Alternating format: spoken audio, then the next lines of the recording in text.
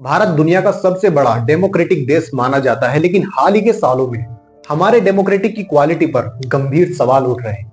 V-Dem institute की 2025 की report के मुताबिक भारत अब इलेक्टोरल ऑटोक्रेसी यानी चुनावी तानाशाही की कैटेगरी में आ गया है। यानी अब चुनाव चुनाव नहीं रहा है, बल्कि मनमानी है। चुनाव तो होते हैं, लेकिन संस्थाएं कमजोर हो चुकी है और असली लोकतांत्रिक बैलेंस अब पहले जैसा नहीं रहा। फ्रीडम हाउस की 2025 की रिपोर्ट में भी भारत को पार्टली फ्री दर्जा दिया गया है। 100 में से सिर्फ 63वां स्कोर मिला है, जबकि 2014 में यही स्कोर 71 था। यानी पिछले कुछ सालों में गिरावट साफ दिखती है। अगर इतिहास देखें तो 1947 में संविधान ने भारत को एक मजबूत संसदीय लोकतंत्र बनाया था, लेकिन 1975 में लगी इमरजेंसी ने पहली बार लोकतंत्र को कड़ी चुनौती दी। 2024 के लोकसभा चुनाव में वोटिंग तो फ्री थी, लेकिन कैंपेनिंग के नियमों का बार बार उल्लंघन हुआ। सबसे बड़ा सवाल ये उठा कि सभी पार्टियों को बराबर मौका मिला। रिपोर्ट बताती है कि एजेंसियों का इस्तेमाल सबसे ज्यादा विवाद में रहा। एग्जाम्पल के तौर पर 2024 के चुनाव से ठीक पहले 23 विपक्षी नेता या तो गिरफ्तार किए गए या उनके घरों पर रेड हुई। ये घटनाएं सीधा ये सवाल उठाती है, क्या चुनाव वास्तव में फेयर थे? क्या विपक्ष को डराने धमकाने की कोशिश हुई? अगर कैंपेन ही बराबर ना हो तो चुनाव को फ्री और फेयर कैसे कहा जा सकता है? इंडियन एक्सप्रेस की 10 मई 2024 की रिपोर्ट के मुताबिक 2024 का लोकसभा चुनाव फेयर नहीं था, क्योंकि कई बड़े विपक्षी नेता चुनाव के दौरान जेल में थे। जैसे अरविंद केजरीवाल को ईडी ने मार्च 2024 में गिरफ्तार कर लिया था। सुप्रीम कोर्ट ने 26 अप्रैल 2024 को ईवीएम वीवीपैट केस में साफ कहा था कि फ्री और फेयर इलेक्शन संविधान का बेसिक स्ट्रक्चर है, लेकिन कागज पर जो लिखा है वो प्रैक्टिस में हमेशा नहीं दिखा। फ्रंटलाइन मैगजीन की 13 मई 2024 की रिपोर्ट कहती है कि इलेक्शन सिस्टम को कमजोर कर दिया गया है। सबसे बड़ी चिंता थी वोटर लिस्ट डिलीशंस। 2024 में 1 करोड़ से ज्यादा नाम लिस्ट से काटे गए हैं और ये कटौती सबसे ज्यादा अल्पसंख्यक इलाकों में हुई। भारत के इलेक्शन को फ्लॉयड इलेक्शन यानी खामियों वाला चुनाव बताया गया। ये सारी बातें सीधा सवाल उठाती है, क्या 2024 में जनता की असली पसंद दर्ज हो सकी? क्या विपक्ष को बराबर मौका मिला? और अगर नेता जेल में हो, वोटर लिस्ट काट दी जाए और संस्थाएं कमजोर हो, तो क्या चुनाव को फ्री और फेयर कहा जा सकता है? एक तरफ सरकार और चुनाव आयोग का कहना है कि 2024 के चुनाव में 90% से ज्यादा वोटिंग टर्न आउट हुआ। यह दुनिया का सबसे बड़ा डेमोक्रेटिक अभ्यास था। ये बात सच है, लेकिन जब हम डेटा देखते हैं तो तस्वीर थोड़ी अलग दिखती है। फ्री तो है, लेकिन फेयर में कमी है। उदाहरण के लिए ईडी ने 95% केस विपक्षी नेताओं पर ही चले। ये असंतुलन सवाल उठाता है कि क्या राजनीतिक मुकाबले बराबरी पर था? 2019 से 2024 के बीच बीजेपी ने 50% से ज्यादा वोट शेयर हासिल किया, लेकिन उसी दौरान विपक्ष की फंडिंग पर हुई लगातार रेड्स और एजेंसी एक्शन ने लेवल प्लेइंग फील्ड को प्रभावित किया। यानी मैदान सबके लिए बराबर नहीं रहा। फ्रीडम हाउस 2025 भी यही बात कहता है। चुनाव फ्री है, लेकिन सरकारी कामकाज और संस्थाओं की निष्पक्षता में कमी की वजह से फेयरनेस प्रभावित हुई है। यानी ट्रेंड 2024 से ही नीचे की तरफ जा रहा है। देश में बिल्कुल डेमोक्रेसी खत्म हो चुकी है। कॉन्स्टिट्यूशन सिर्फ नाम के लिए है।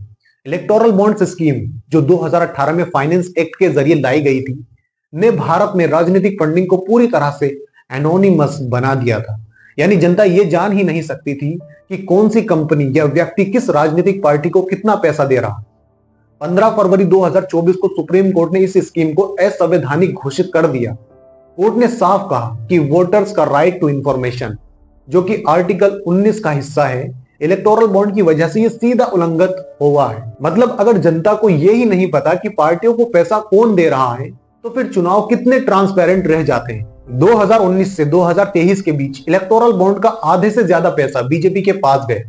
एडीआर की 2024 रिपोर्ट के हिसाब से बीजेपी को 50% से ज्यादा बॉन्ड मिले, कांग्रेस को सिर्फ लगभग 10%। बाकी सभी पार्टियों को मिलकर भी बीजेपी के बराबर बॉन्ड नहीं जुटा पाई। इससे साफ दिखता है कि यह स्कीम किसी भी पार्टी को बराबरी का मौका नहीं देती। जो सत्ता में है वही ज्यादा बॉन्ड खींच लेता है। इलेक्टोरल बॉन्ड सिस्टम ने कंपनियों के लिए राजनीति को एक शॉपिंग मॉल बना दिया है, जहां कंपनियां पैसा देती है और बदले में पॉलिसी फेवर, छूट और सरकारी सपोर्ट लेती है। उदाहरण के तौर पर फ्यूचर रिटेल पर जब आर्थिक दबाव बढ़ा तो अंबानी ग्रुप को उसका बड़ा फायदा मिला। मार्केट में यह सवाल उठा कि क्या कंपनियां पहले बॉन्ड के जरिए पार्टियों को पैसा देती हैं और फिर बदले में उन्हें बड़े लेवल पर फायदा, क्लियरेंस और डील्स मिलती है। इसी तरह के केस ने इन स्कीम की क्लीन इमेज पर बड़े सवाल खड़े कर दिए और उस समय एसबीआई सबसे ज्यादा चर्चा में रहा, क्योंकि इलेक्टोरल बॉन्ड एसबीआई ही जारी करता था और बीजेपी को मिलने वाले बॉन्ड की संख्या सबसे ज्यादा थी। कोर्ट के आदेश के बाद भी एसबीआई पर डेटा छुपाने या देर से देने के आरोप लगे। इससे लगा कि एसबीआई सत्ता के दबाव में काम कर रहा है और ट्रांसपेरेंसी कम हो गई है। सरकार का दावा हमेशा यही रहा कि इलेक्टोरल बॉन्ड से ब्लैक मनी रुकती है। 2018 के व्हाइट पेपर में भी यही कहा गया कि यह सिस्टम फंडिंग को व्हाइट और क्लीन बनाता है। लेकिन दूसरी तरफ 2024 के कई जर्नल्स और एडिटोरियल रिपोर्ट साफ बताते हैं कि बॉन्ड्स एनोनिमिटी की वजह से ट्रांसपेरेंसी बिल्कुल खत्म हो गई। 2018 से 2023 के बीच लगभग 16,000 करोड़ रुपए के बॉन्ड जारी हुए। इनमें से 90% से ज्यादा भाजपा को गए। यानी पैसा किसने दिया जनता को पता है, लेकिन किस फायदे के बदले दिया गया ये कोई ट्रेस नहीं कर सकता। अब जो बिजनेसमैन थे उन्होंने कल्पतरु पावर ने लगभग 55 करोड़ रुपए बीजेपी को दिए और थोड़े समय बाद हाईवे का बड़ा कॉन्ट्रैक्ट उसी कंपनी को मिल गया। अब सवाल यहां खड़ा होता है, क्या ये सिर्फ रैंडम संयोग है या फिर पैसा देने के बदले सरकारी फायदे मिलते हैं? अगर सिस्टम इतना ही क्लीन था तो इतनी अनाम फंडिंग क्यों? और इसकी वजह से ये पूरा मॉडल डेमोक्रेसी को कमर्शलाइज करता है, यानी पावर इज इक्वल पैसा हो जाता है। सुप्रीम कोर्ट ने बिल्कुल सही कहा, लोकतंत्र पैसे का गुलाम नहीं बन सकता, क्योंकि जैसे ही फंडिंग छुप जाती है वैसे ही जनता के अधिकार, ट्रांसपेरेंसी और जवाबदेही खत्म हो जाती है। आज भारत में सबसे बड़ा सवाल यही है कि एजेंसियों का इस्तेमाल सचमुच करप्शन रोकने के लिए हो रहा है या राजनीति विरोधियों को खत्म करने के लिए। एडीआर की 2022 और 2025 की रिपोर्ट इसका जवाब साफ देती है कि ईडी का रिकॉर्ड, इन 11 सालों में ईडी ने 121 राजनेताओं पर केस किए। इनमें से 95% यानी करीब 115 नेता विपक्ष के थे। सिर्फ 5 से 6% केस ही सत्ता पक्ष से जुड़े नेताओं पर थे। तो सवाल उठता है, क्या करप्शन सिर्फ विपक्ष में होता है या फिर ईडी का टारगेट विपक्ष ही है? अगर हम सीबीआई का रिकॉर्ड देखें तो सीबीआई ने 200 से ज्यादा नेताओं पर केस दर्ज किए। इनमें से 80% से ज्यादा विपक्षी नेता थे। सीबीआई वही एजेंसी है जिसे कभी केस्ड पैरोट कहा जाता था, तो क्या आज भी राजनीतिक दबाव में काम कर रही? एग्जाम्पल के तौर पर 2024 के लोकसभा चुनाव से पहले 13 बड़े विपक्षी नेता गिरफ्तार हुए। सबसे बड़ा केस था हेमंत सोरेन जनवरी 2024 में, जिसमें ईडी द्वारा अरेस्ट हुए। क्या ये सिर्फ टाइमिंग का खेल है या फिर चुनाव से पहले विपक्ष की कमर तोड़ने की राजनीति? 2014 के बाद ईडी के केस 4 गुना बढ़ गए और ज्यादातर केस विपक्षी नेताओं पर ही केंद्रित थे। यानी एजेंसी का ग्रोथ और विपक्ष पर कार्रवाई दोनों साथ साथ बढ़ते गए। और ये सब करने से फायदा क्या होता है? विपक्ष को कमजोर करने से चुनाव एक तरफा हो जाते हैं। एजेंसियों का डर आवाज और सवाल दोनों दबा देता है। जनता का भरोसा सिस्टम से उड़ जाता है और आखिर में लोकतंत्र सिर्फ नाम का बच जाता है। डेमोक्रेसी तब मजबूत होता है जब विपक्ष मजबूत हो। जब एजेंसियां एक तरफा काम करें तो डेमोक्रेसी सांस लेने लगता है। भारत की डेमोक्रेटिक संस्थाओं पर दबाव सिर्फ ईडी, सीबीआई तक सीमित नहीं है, बल्कि 2024 और 2025 की इंटरनेशनल रिपोर्ट साफ कहती है कि क्रिटिक्स पर कार्रवाई बढ़ी है, जबकि माइनॉरिटीज के खिलाफ अपराधों की जांच और कार्रवाई कमजोर बनी रही। ह्यूमन राइट वॉच की रिपोर्ट कहती है बीजेपी शासित राज्यों में माइनॉरिटीज के खिलाफ अपराधों पर सख्त कार्रवाई नहीं है, लेकिन क्रिटिक्स, एक्टिविस्ट और पत्रकारों पर तेज कार्रवाई, यानी कमजोर पर नरमी और सरकार की आलोचना करने वालों पर सख्ती। अगर देश में कुछ बुरा होगा और उसको मीडिया नहीं दिखाएगी तो लोग अपने देश को बर्बाद होते नहीं देख सकते। सरकार पर आलोचना करने वाले स्टूडेंट, प्रोफेसर, एक्टिविस्ट और एनजीओ वर्कर सभी पर जांच, केस, नोटिस की बढ़ोतरी हुई। लोकतंत्र में तो आलोचना ही सुधार का रास्ता होती है, यहां आलोचना को ही खतरा बना दिया गया। इंटरनेट फ्रीडम रिपोर्ट में कहा गया है कि चुनावी साल में क्रिटिकल पोस्ट हटवाना, सरकारी आलोचना पर content blocking, social media platform पर दबाव बढ़ाना। उदाहरण के तौर पर रविश कुमार पर आईटी नोटिस। जब सरकार की आलोचना पर टैक्स नोटिस आने लगे तो बाकी पत्रकार क्या बोलने की हिम्मत करेंगे? आरएसएफ के मुताबिक 2023 के नए आईटी रूल्स से सरकार को यह ताकत मिल जाती है कि क्रिटिकल कंटेंट हटवाया जा सके, किस पर? जो सरकार की आलोचना करे। यह नियम एक तरह से साइलेंस द क्रिटिक्स मॉडल जैसा दिखता है। 2024 के बाद भारत के चुनाव आयोग की इंडिपेंडेंसी पर गंभीर सवाल उठने लगे। फ्रीडम हाउस की 2025 रिपोर्ट में ईसीआई का इंडिपेंडेंस स्कोर 4 से गिरकर 3 हो गया है। मतलब दुनिया भी देख रही है कि आयोग पहले जितना निष्पक्ष दिखता था अब वैसा नहीं रहा। द वायर ने 2024 लोकसभा चुनाव में इसे इग्रेजियस एरर और वेटरलेस मैनिपुलेशंस कहा, क्योंकि उसी चुनाव में 1.2 करोड़ वोटर्स डिलीट हुए और ज्यादातर मुस्लिम, दलित और जाति आधारित इलाकों से हैं। सवाल उठता है, इतनी बड़ी गलती सिर्फ टेक्निकल एरर थी या किसी दिशा में फर्क डालने की कोशिश? इसी बीच इलेक्शन कमीशन ऑफ इंडिया के फैसलों में भी असमानता दिखी। विपक्ष के खिलाफ सख्त लेकिन सत्ता पक्ष को बार बार क्लीन चिट देना, जिससे मेनका गांधी वाले बयान पर ईसीआई ने साफ छूट दी, जबकि विपक्षी नेताओं पर रिकॉर्ड समय में केस और नोटिस मिले। 14 विपक्षी पार्टियां 2024 में सुप्रीम कोर्ट पहुंची, ये कहते हुए कि चुनाव आयोग सत्ता पक्ष के दबाव में काम कर रहा है। खुद सुप्रीम कोर्ट ने भी कहा कि ईसीआई की नियुक्ति प्रक्रिया में चीफ जस्टिस को शामिल किया जाए ताकि आयोग निष्पक्ष रहे। लेकिन सरकार ने 2023 में नियम बदलकर नियुक्ति का पूरा कंट्रोल अपने हाथ में ले लिया, जिससे गवर्नमेंट कैप्चर का डर और गहरा हो गया। ट्रांसपेरेंसी के मामले में भी ईसीआई की भूमिका सवालों में रही। इलेक्टोरल बॉन्ड पर आयोग लगभग चुप रहा, जबकि यह पूरी राजनीतिक फंडिंग को अनाम और असंतुलित बना रहा था। एडीआर, आईपीपी और कई यूएस थिंक टैंक्स ने भी अपनी रिपोर्ट में लिखा है कि ईसीआई की इंटेग्रिटी कमजोर हुई और राजनीतिक फाइनेंस पर उसकी निगरानी लगभग खत्म हो चुकी है। इंटरनेट और मीडिया पर दबाव भी चुनावी माहौल को प्रभावित करता दिखा है। फ्रीडम ऑन द नेक्स्ट 2024 ने बताया कि चुनावी साल में सरकार विरोधी कंटेंट ब्लॉकिंग बढ़ी है। रविश कुमार पर आईटी नोटिस। आरएसएफ की रिपोर्ट में 2023 आईटी रूल्स को क्राइटिक साइलेंस करने वाला टूल और अल जजीरा के अनुसार अकादमिक एक्टिविस्ट और पत्रकारों पर कार्रवाई, ये सब मिलकर चुनावी माहौल को असंतुलित बनाते हैं।